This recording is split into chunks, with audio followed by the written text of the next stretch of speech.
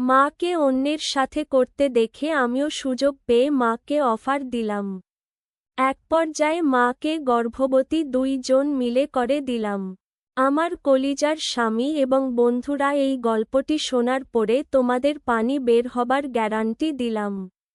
Please চ্যানেলটা subscribe করো। তো চলো দেরি না করে এখন গল্পটা শুরু করি। আমি মাকে বললাম, তুমি রান্না করো, আমি গিয়ে দেখছি কে এসেছে। উদ্ধৃতি চিহ্ন। ডাইনিং রুম থেকে সোজা বেরিয়ে ড্রয়িং রুম হয়ে আমি মেইন ডোর ওপেন করলাম। সামনে যাকে দেখলাম তাতে আমার থ হয়ে যাবার মতো অবস্থা। সেই সুন্দরী নায়িকা, বেশ সুঠাম শরীরের অধিকারিণী, বড় বড় চোখ দুটি, তার মাঝখানে একটা সুগঠি নাক, তার ব্যক্তিত্বে 4 চাঁদ লাগিয়ে রেখেছে। সুরেলা চোখের তলায় পাতলা কাজল, আর লাল ঠোঁট, আলাদা হয়ে সুন্দর মুক্তের মতো সাদা দাঁত, তার চওড়া হাসি, লাল শাড়ি আর আঁচলটাকে পেছনে দিক থেকে পেঁচিয়ে নিয়ে সামনে 2 হাত দিয়ে ধরে গোল গোল করে ঘুরাচ্ছে। খুবই সৌম্য গলায় বললেন, দেবশ্রী দি আছেন। আমি মূর্তির মতো তার মুখের দিকে চেয়েছিলাম। ওনার রূপ, ওনার শারীরিক গঠন, ওনার ভাষা, ওনার হাসি, ওনার সম্পূর্ণ অস্তিত্ব আমাকে মুগ্ধ করেছিল। জানি না কেন। এমন তো নয় যে তিনিই দুনিয়ার শ্রেষ্ঠ সুন্দরী, কিন্তু তা সত্ত্বেও ওনার উপস্থিতির মধ্যেই ওনার প্রতি মন দিয়ে ফেলেছিলাম।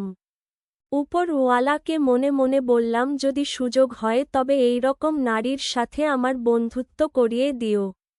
যদি বিয়ে হয় তবে এইরকম নারীকেই স্ত্রী বানিও। আমার এক জন্ম খুশি খুশি পার করে দেব। এই নারীর মধ্যে অনেক কিছু অন্তর্নিহিত আছে। এই নারী কালো রাত্রির মতো অনেক রহস্য গোপন করে রেখেছে। মহিলাটি আমাকে আবার বললেন, বাবু, দেবশ্রী দি বাড়িতে আছেন। আচমকা আমি সম্বিত ফিরে পেলাম। এই নারী সুমিত্রা। আমি আর্স্ট গলায় বললাম, হ্যাঁ, মা বাড়িতে আছে। আসুন, ভেতরে আসুন। আমার বলার সাথে সাথে সে নারী পেছনে ফিরে একজনকে বলল, আয় বাবু, তোর জেঠিমা বাড়িতে আছেন। আমি একটু অবাক হয়ে ওনার পেছনে উকি মেরে দেখলাম একটা ছেলে, পিঠে ব্যাগ আর হাতে একটা বিরাট বড় মিষ্টির প্যাকেট। আশ্চর্যের বিষয় হলো এই ছেলেকে আমি চিনি। লম্বা, টিং টিঙে, কিছুটা হলেও ওর মায়ের মতোই দেখতে। এবারে মালটার মুখে একটা মুচকি হাসি। গতবারে গম্ভীর রূপ দেখেছিলাম। যে আমার ক্ষতি করে তাকে আমি সহজে ভুলি না। এই মালটা আমার গায়ে কফি ছুঁড়েছিল। আমি সবকিছু সামলে হাসি মুখে দরজার সামনে থেকে সরে বললাম, আসুন, আমি মাকে ডেকে দিই। উদ্ধৃতি চিহ্ন। ওরা ঘরে ঢুকতেই আমি মাকে ডাকলাম, মা, মা, দেখো ওই বৌদিটা এসেছে। উদ্ধৃতি চিহ্ন। মা একটু বিস্ময় ভাব নিয়ে বলল, কে? কোনো বৌদি এসেছে? আমি আঙুলের ইশারায় বললাম, তুমি নিজেই গিয়ে দেখো না। ওই যে সুমিত্রা। উদ্ধৃতি চিহ্ন। মা বেসিনে হাত ধুয়ে জল ঝাড়তে ঝাড়তে বেরিয়ে এসে বলল, ও মা, সুমিত্রা, বহুদিন পর। বলো বলো, কেমন আছো? উদ্ধৃতি চিহ্ন। আমি দূর থেকে তাদেরকে দেখছিলাম। সুমিত্রা মাকে দেখে চোখ বড় বড় করে ভ্রু তুলে হাসি মুখে বলল, ভালো আছি দিদি। তুমি কেমন আছো? আমার নজর শুধু তারই দিকে টিকে ছিল। নারীর হাসি বড়ই মুগ্ধকর। কপালে ভ্রু তুলে হাসি মুখে বলার ভঙ্গি অসাধারণ। ওর রূপ এবং ব্যক্তিত্বের মধ্যে এমনভাবে ডুবে ছিলাম যে ওদের কোনো কথা আমার কানে আসছিল না। শুধু দেখছিলাম। ছেলেটা মায়ের পা ছুঁয়ে প্রণাম করল। আর মা ওকে আদর স্নেহে মাথায় হাত বুলিয়ে দিল। সে নারী মাকে বলল ওর ছেলে সরকারি ইঞ্জিনিয়ারিং কলেজে চান্স পেয়েছে। মা ওকে যে বইগুলো দিয়েছে সেগুলো তাকে অনেক সহায়তা করেছে। আজ ওই বইগুলো সে ফেরত দিতে এসেছে। সাথে উপহার স্বরূপ মিষ্টির প্যাকেট। হঠাৎ আমার কানে এলো, মা বলল, এই বাবু, এই দিকে আয়। উদ্ধৃতি চিহ্ন। আমি মায়ের কথা শুনে ওদের কাছে চলে গেলাম। মা বলল, এই দেখ, এ হচ্ছে সঞ্জয়। তোকে বলেছিলাম না যে তোর বইগুলো একজনকে দিয়েছিলাম। এই সেই ছেলে, সরকারিতে চান্স পেয়েছে। উদ্ধৃতি চিহ্ন। এই প্রথম ছেলেটা আমার দিকে হাসি মুখে তাকালো। আমি হাত বাড়িয়ে হ্যান্ডশেক করে ওকে কংগ্রাচুলেশন জানালাম। ছেলেটা আমাকে বলল, দাদা, তোমার বইগুলো ফেরত দিতে এসেছি। কোথায় রাখব? আমি বললাম, এই তো, এসো আমার রুমে। উদ্ধৃতি চিহ্ন। ওকে আমার রুমে নিয়ে এসে বললাম, বিছানার মধ্যেই আপাতত রেখে দাও। আমি পরে গুছিয়ে নেব। উদ্ধৃতি চিহ্ন। ছেলেটা আমার দিকে তাকিয়ে হেসে বলল, অসংখ্য ধন্যবাদ দাদা। এই বইগুলো পেয়ে আমি খুবই উপকৃত হয়েছি। উদ্ধৃতি চিহ্ন। আমি বললাম, ইটস ওকে ব্রাদার। থ্যাঙ্কস বলার দরকার নেই। উদ্ধৃতি চিহ্ন। ছেলেটা মুচকি হেসে চুপ করে দাঁড়িয়ে রইল। মনে মনে বললাম, ব্যাটা সঞ্জয়, আমি তোকে কিছুদিন আগের থেকেই চিনি। তোর বন্ধুগুলো বলাবলি করছিল তোর মা তোকে বহু কষ্টে লিখিয়ে পড়িয়েছেন। বললাম, আচ্ছা, জানতো, আমি তোমাকে এর আগে একবার দেখেছি। উদ্ধৃতি চিহ্ন। ছেলেটা ভ্রু কুঁচকে একটু বিস্ময় ভাব নিয়ে বলল, রিয়েলি? কোথায় বড় দা? বললাম, ওই তো সেদিন সেমিনারে। উদ্ধৃতি চিহ্ন। ছেলেটা আবার ভ্রু কুঁচকে বলে, সেমিনারে? আমি বললাম, হ্যাঁ, তুমি আমার গায়ে কফি ছুঁড়ে দিয়েছিলে একজনকে মারতে গিয়ে। উদ্ধৃতি চিহ্ন। ছেলেটা একটু ভেবে বলল, হ্যাঁ, মনে পড়েছে। বুঝলাম। ও সরি দাদা, ওটা আমার অনিচ্ছাকৃত ভুল ছিল। উদ্ধৃতি চিহ্ন। ছেলের কথার মধ্যে মার্জনা ভাব আমাকে আপ্লুত করল। বললাম, আরে না না, আমি ওই ঘটনাটা জাস্ট তোমাকে রিমাইন্ড করিয়ে দেবার জন্য বলছিলাম। আমি কিছু মনে করিনি। এমন হয়। উদ্ধৃতি চিহ্ন। ছেলেটা আমার কথা শুনে আবার হাসল। বলল, দাদা, পরবর্তীকালে ওর যদি তোমার হেল্প চাই তাহলে মানা করো না। উদ্ধৃতি চিহ্ন। আমি বললাম, একদম ভাই। আমি সবরকম সাহায্য করব আমার দিক থেকে। তুমি নিশ্চিন্তে থাকো। উদ্ধৃতি চিহ্ন। নিজের মনের মধ্যে অনেকক্ষণ ধরে একটা দ্বন্দ্ব কাজ করছিল। ভাবছিলাম জিজ্ঞেস করব কিনা, কিন্তু অবশেষে কাচুমাচু করে কথাটা বলেই ফেললাম, আচ্ছা, উনি কি তোমার মা? না বৌদি। কথাটা শোনার পর ছেলেটা একটু অবাক ভাব নিয়ে আমার দিকে চেয়ে বলল, আমার মা? কেন বলতো? আমি আর্স্ট গলায় বললাম, না, এমনিই জিজ্ঞেস করছিলাম। উদ্ধৃতি চিহ্ন।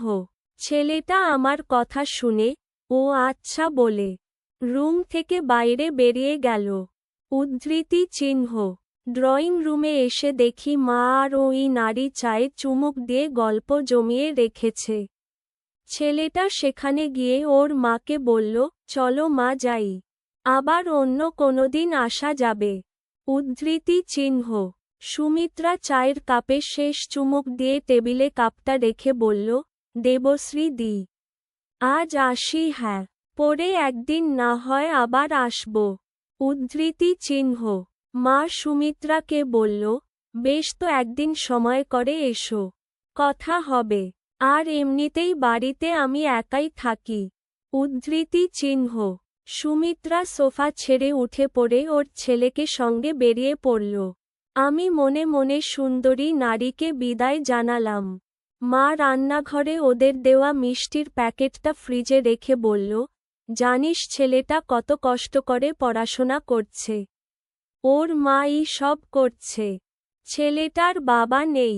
উদ্ধৃতি চিহ্ন। আমি হাফ ছেড়ে মাকে বললাম, হ্যাঁ মা, যে চেষ্টা করে সে সফল হয়। উদ্ধৃতি চিহ্ন। মা আমার কথা শুনে রান্নার কাজে মন দেয়। আমি আবার বলি, যাকগে, তুমি জানতো মা, আগামীকাল আমি কলেজ চলে যাচ্ছি।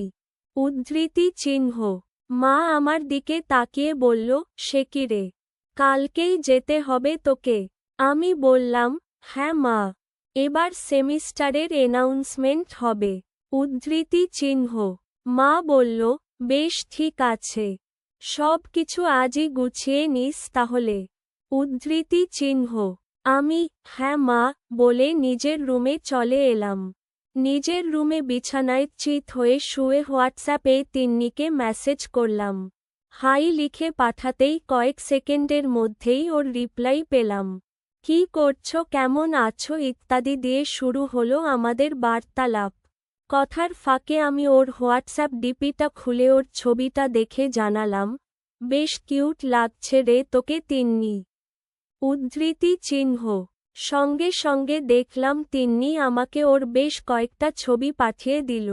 আমি এক এক করে প্রত্যেকটা ছবি দেখে কমপ্লিমেন্ট দিতে থাকলাম। যত কমপ্লিমেন্ট তত ছবি। মনে মনে বললাম, আরে বাহ, দারুণ তো।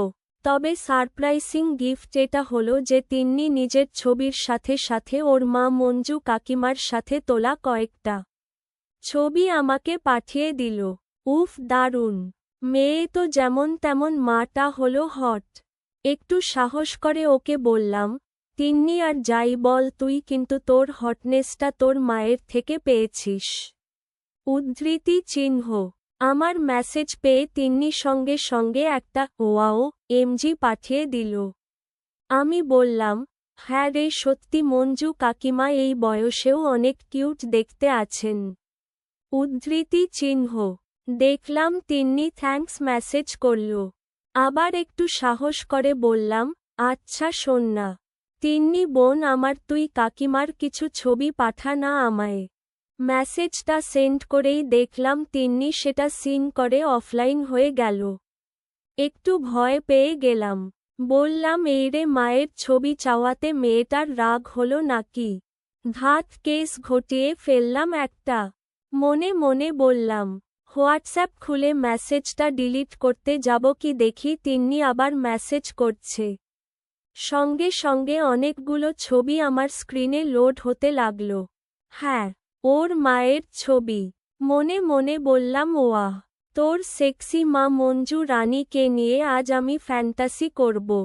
কাম ট্রিবিউট করব তোর মায়ের মুখে। মঞ্জু রানীর এক একটা ছবি সেরা। কেমন মাদকাসক্ত ঢুলু ঢুলু চোখ করে দাঁড়িয়ে আছে। গাঢ় নীল রঙের শাড়ি পরে। চমৎকার। আর একটা ছবিতে কেমন দাঁত বের করে হাসছে। হ্যাঁ, এটাই নিয়ে আমি মাস্টারবেট করব। দারুণ মজা। যাক, কাল থেকে গিয়ে হোস্টেলে কয়েকদিন মজা করে নেব। তিন্নিকে বললাম, হ্যাঁ রে কাকিমা, খুবই সুইট দেখতে। যার জন্য তুইও খুব সুইট দেখতে হয়েছিস। উদ্ধৃতি চিহ্ন। তিন্নি আবার একটা অবাক হওয়া স্মাইলি ইমোজি পাঠালো। সেদিনটাও প্রায় মায়ের সাথে দুষ্টুমি খুনসুটি করে কাটিয়ে দিলাম। শুধু মাকে নিজের মতো করে নেবার এক কদম প্রয়াস। কারণ এই ফলের স্বাদ তো আর ভূপৃষ্ঠে নেই, যা আমাকে নিতেই। মায়ের কাছে থেকে গভীর ভালোবাসা আর অলীক আনন্দ। মাকে গর্বিত করতে চাই। দুনিয়ায় যত রকম শৃঙ্গার আছে তার সব রকম ভঙ্গিতে আমার দেবশ্রী মাকে ভালোবাসা দিতে চায়। এভারেস্টের একদম শিখরে মা ছেলে দুজন মিলে একসাথে দাঁড়িয়ে থাকতে চাই, জোরাজোরি করে। মায়ের মুখ আমার দিকে আর আমার মুখ মায়ের দিকে, একে অপরের প্রতি অগাধ ভালোবাসা নিয়ে। মায়ের বাসনাময় চাহনি আর আমার তৃপ্তিময় দৃষ্টি তার মুখের ওপর। এই আমার রড মায়ের নিতম্বে গাঁথা থাকবে। এই হাড় জমানো ঠান্ডাতে শুধু মাতৃজনির উষ্ণতা আমার রড দিয়ে প্রবেশ করে আমার শরীরকে গরম রাখবে, আমাকে জীবিত রাখবে। আর আমার রড থেকে নির্গত আমার সন্তানরূপী শত শত বীর্য কণা আমার মাতৃ জঠরে সুরক্ষিত থাকবে। আমার জীবন ছিল খুব সাধারণ, কিন্তু মায়ের জীবনের গল্পটা একেবারেই অন্যরকম। ছোটবেলা থেকেই বুঝতে পারতাম মায়ের মধ্যে একটা অদ্ভুত বিষাদ লুকানো। তিনি সবসময় আমাদের হাসিখুশি রাখার চেষ্টা করতেন, কিন্তু তার চোখে এক গভীর শূন্যতা ছিল। আমার বাবা প্রায় 10 বছর আগে মারা গেছেন। আমি তখন ছোট। বাবার স্মৃতি খুবই আবছা, তাই মাকে ঘিরেই আমার জীবন। মা আমাকে এবং ছোট ভাই তানিমকে একা হাতে মানুষ করেছেন। তার জন্যই আমরা পড়াশোনার সুযোগ পেয়েছি। কিন্তু মায়ের সেই বিষণ্ণতা আমি কখনো বুঝতে পারিনি যতক্ষণ না ঘটনাটা নিজের চোখে দেখলাম। একদিন কলেজ থেকে বাড়ি ফিরে দেখি মা ফোনে কারো সাথে কথা বলছেন। আমি দরজার বাইরে দাঁড়িয়ে ছিলাম। তার গলা ভারী হয়ে উঠেছিল, যেন কাঁদবেন। তুমি কেন ফিরে এলে? এভাবে আবার পুরনো কথা মনে করিয়ে দিও না, তিনি বলছিলেন। আমি চমকে উঠলাম। মা কার সাথে কথা বলছেন? তার গলায় এমন আবেগপূর্ণ সুর আমি আগে শুনিনি। আমি ভেতরে ঢুকে কিছু জিজ্ঞেস করলাম না, কিন্তু সেই রাত থেকেই মায়ের প্রতি কৌতূহল বেড়ে গেল। পরের কয়েকদিন মাকে লক্ষ্য করলাম। তিনি মাঝে মাঝে চুপচাপ বসে থাকেন, আবার কখনো নিজের মনে হাসেন। তার ফোনে কেউ বারবার কল করে। আমি একদিন সাহস করে জিজ্ঞেস করলাম, মা তুমি কাকে ফোনে এত কথা বলো? মা কিছুক্ষণ চুপ করে থাকলেন। তারপর মৃদু হেসে বললেন, কেউ না, পুরনো এক বন্ধু। এখন আর এসব নিয়ে ভাবিস না। কিন্তু আমি ভাবা ছেড়ে দিতে পারলাম না। মায়ের বন্ধু কে? তিনি কি স্রেফ একজন বন্ধু নাকি কিছু বেশি? একদিন রাতে আমি মায়ের ফোন হাতে পেলাম। মনে একটু দ্বিধা থাকলেও চুপচাপ মেসেজগুলো দেখতে শুরু করলাম। একজন মানুষের নাম বারবার চোখে পড়ল, তপন। তার মেসেজগুলোতে মায়ের প্রতি গভীর ভালোবাসা আর দুঃখ প্রকাশ ছিল। তপন লিখেছিলেন, আমি জানি আমাদের সময় শেষ। কিন্তু তোমার কথা আমি ভুলতে পারিনি মনি। মায়ের উত্তর ছিল, তপন দয়া করে এসব কথা আর বলো না। আমার জীবনে এখন তোমার জন্য জায়গা নেই। আমি স্তম্ভিত হয়ে গেলাম। মা কি কাউকে ভালোবাসতেন? বাবা ছাড়াও কি তার জীবনে আর কেউ ছিল? পরদিন সকালে মায়ের সামনে এই বিষয়টা তুললাম। মা তপনকে? মা প্রথমে চমকে গেলেন। কিছুক্ষণ পর ধীরে ধীরে সব খুলে বললেন। তপন ছিল আমার প্রথম ভালোবাসা। তোমার বাবার আগে আমরা একে অপরকে খুব ভালোবাসতাম। কিন্তু আমার বাবার সিদ্ধান্তে আমাদের সম্পর্ক ভেঙে যায়। আমি তোমার বাবার সাথে বিয়ে করলাম। তপন সেদিন সব ছেড়ে চলে গেল। আমি হতবাক হয়ে মায়ের মুখের দিকে তাকিয়ে রইলাম। তিনি বলে চললেন, তোমার বাবাকে আমি সবসময় শ্রদ্ধা করতাম। কিন্তু তপনের জন্য একটা কষ্ট সারা জীবন রয়ে গেছে। এখন সে হঠাৎ ফিরে এসেছে আর আমি তাকে মনের থেকে দূরে রাখার চেষ্টা করছি। আমার কাছে এখন শুধুই তোমাদের কথা। আমি বললাম, মা তুমি কেন নিজেকে এতটা শাস্তি দিচ্ছ? যদি তপনের জন্য তোমার এখনো অনুভূতি থাকে তবে সেটাকে দমিয়ে রাখা কি ঠিক? মা মৃদু হেসে বললেন, নীলা, সব অনুভূতির প্রকাশ থাকা উচিত নয়। কিছু সম্পর্ক শুধু হৃদয়ের ভেতরেই বেঁচে থাকে। আর তপন যদি সত্যিই আমাকে ভালোবাসে তবে সে আমার এই সিদ্ধান্তকে সম্মান করবে। এরপর মায়ের জীবনে আর কোনো পরিবর্তন এলো না। তপনও আর কখনো ফোন করলেন না। কিন্তু মায়ের চোখে এক ধরনের শান্তি দেখলাম। হয়তো তিনি তার ভেতরের সবকিছু মেনে নিয়েছেন। আমার কাছে এটা ছিল মায়ের গল্প, তপনের গল্প, আর এমন এক ভালোবাসার গল্প যা কখনো প্রকাশ পায় না কিন্তু মনের গভীরে চিরকাল বেঁচে থাকে। আমাদের ছোট্ট সংসার, মা, আমি আর আমার শৈশবের অন্ধকার একটা কোণ। বাবা মারা গেছেন আমি যখন 5 বছরের। তখন থেকেই মা আমাদের সংসার সামলাচ্ছেন। তিনি বয়সে তেমন বড় নন, অথচ তার মুখে সব সময় ক্লান্তির ছাপ। দিন কাটে অন্যের বাড়িতে কাজ করে। সেই অর্থেই আমাদের খাওয়া, পড়াশোনা সবকিছু। মা সব সময় বলতেন, তোর বাবা নেই বলে তুই যেন কোনো কষ্ট না পাইস। আমার যা করার আমি করব। আমার নাম রণ। বয়স 16। কলেজে পড়ি। বাড়ির কাজ মাকে সাহায্য করি আর নিজের পড়াশোনার স্বপ্ন আঁকি। মা যখন বাইরে কাজে যান আমি বাড়ি থাকি। তবে সম্প্রতি মা কিছুটা পাল্টে গেছেন। অপরিচিত আগমন, মা বাড়ি আসতে একটু দেরি করে। একদিন সন্ধ্যায় দরজায় কড়া নাড়ার শব্দ। আমি দরজা খুলে দেখি এক অচেনা মানুষ। পেশাদার পোশাক, মুখে হালকা দাড়ি। মৌসুমীদি বাড়ি আছেন? আমি অবাক হয়ে বললাম, মা তো বাইরে। আপনি কে? আমি অরূপ, তোমার মায়ের এক পুরনো বন্ধু। মা যখন ফিরলেন দেখলাম অরূপ কাকুকে দেখে তার মুখে এক ধরনের উজ্জ্বলতা, যেন তার অনেক দিনের চেনা মানুষ। মা আমাকে পাঠিয়ে দিলেন ঘরে। দরজা আধখোলা রেখে দেখলাম তারা গল্প করছেন, হাসছেন। এমন হাসি আমি বহুদিন মায়ের মুখে দেখিনি। মায়ের নতুন রূপ, এরপর থেকে অরূপ কাকু প্রায়ই আসেন। মা তার সঙ্গে গল্প করেন, একসঙ্গে চা খান। তিনি কখনো কখনো বাজার থেকে ফল বা মিষ্টি নিয়ে আসেন। কিন্তু আমার মনে প্রশ্ন, এই মানুষটি কে? মা কি আবার নতুন কিছু ভাবছেন? একদিন রাতে মাকে জিজ্ঞেস করলাম, মা এই কাকুটা কে? তোমার সঙ্গে তার কি সম্পর্ক?